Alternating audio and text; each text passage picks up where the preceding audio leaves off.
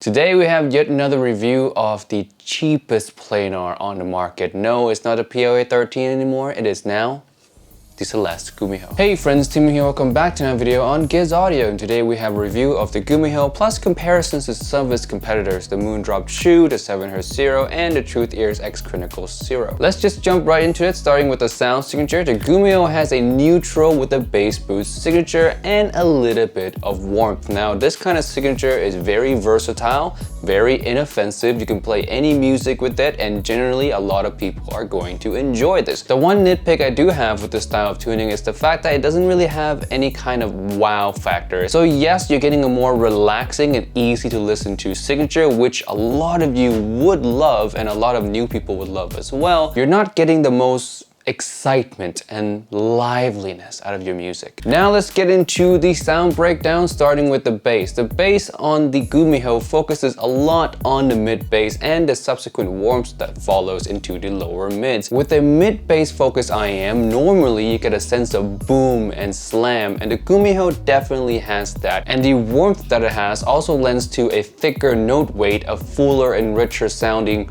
bassy instruments and male vocals. All of these qualities help to create this kind of easy to listen to, fun and engaging, bassy, warm signature that a lot of you guys will enjoy. Now, it does achieve this with some sacrifices, and with a signature that's focused on the mid bass and the warmth, there's always a little bit of sacrifice. And the sacrifice here is in the overall clarity, naturalness, and detail. Since you do get quite a bit of warmth in this IEM, male vocals sound richer, yes, but they don't sound the most neutral or natural as they can be. The Gumiho for me is a little bit too colored of a sound, a little bit too warm. Next we have mid-range. Now we talk a lot about the lower mid-range in the previous section already. Now we're going to touch more on the upper mid-range. Now the upper mid-range does have enough energy to pop the vocals or the instrumentals off of the background, so vocalists don't feel like they're blending in too much with the bass frequencies, if you will. Now later on in the range, roughly around 5K to 6K hertz region, there is quite a bit of a dip. Now a dip in this area normally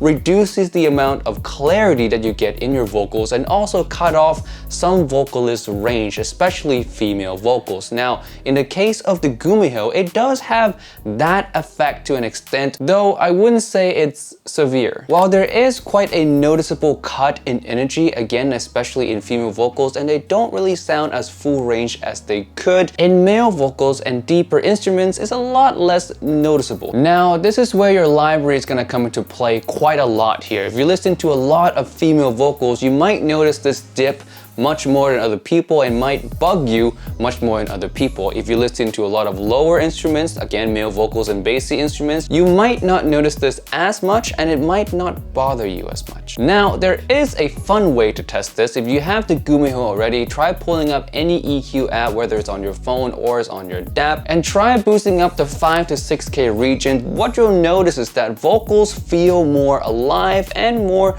clear with more details in general. Now, of course, this is not a perfect fix. EQ is never perfect, but it should give you some ideas of what's actually missing in the Gumiho. Now, again, your library matters. If you listen to a lot of female vocals, boosting this area is going to have an immediate effect. While on the other hand, if your library consists of deeper instruments or lower male vocals, you might not notice the change as immediately as with the other libraries. But you will still notice some changes for the better. Now let's talk about the treble of the Gumiho. And the Gumiho's treble can be described as uneven and can potentially be fatiguing for some. For me, I do notice the peak at 8K hertz being quite forward. It does bring some note definition, but at the same time making the timbre of the instruments a little bit unnatural. Now the other issues that the Gumiho has is air. Gumiho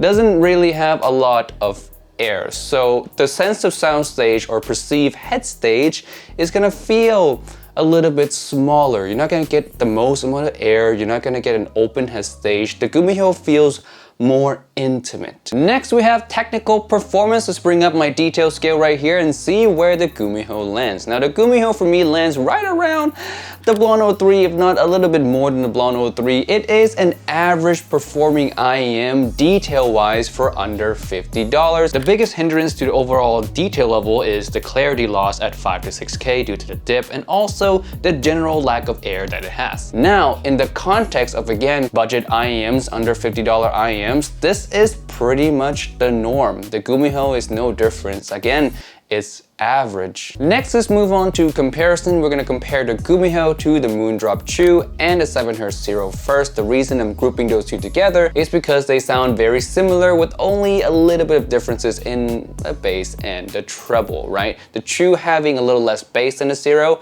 and also having a little bit more treble than the Zero as well. Now, the Gumiho is gonna be a lot bassier than these two IEMs, especially in the mid bass, and also warmer than these two as well. So if you want a more fun and engaging low end, the Gumiho is going to be the best out of the three. But if you want a more open, transparent sound signature, then the Chew and the Zero both are going to be better than the Gumiho. In the upper mid-range, I would say the Moondrop Chew has the most amount of energy. Vocals are the most forward and the most lively, sometimes too lively depending on your taste. The 7Hz Zero is somewhere in between, and the Gumiho having the least amount of energy. Next, we have the comparison to the Truthears X Critical Zero. The bass is where you're gonna find the biggest amount of differences. The Gumiho again is mid-bass and warmth.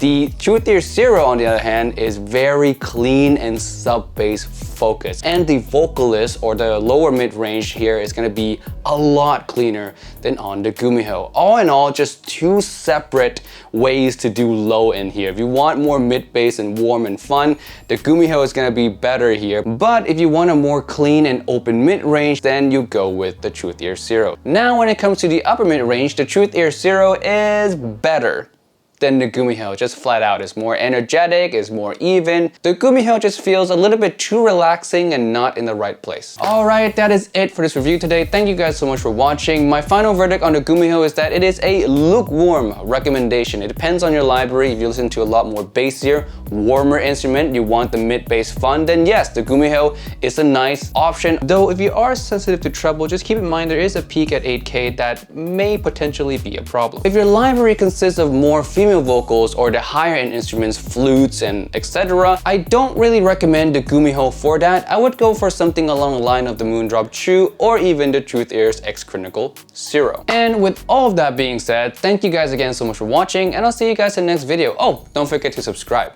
Peace out. Bye.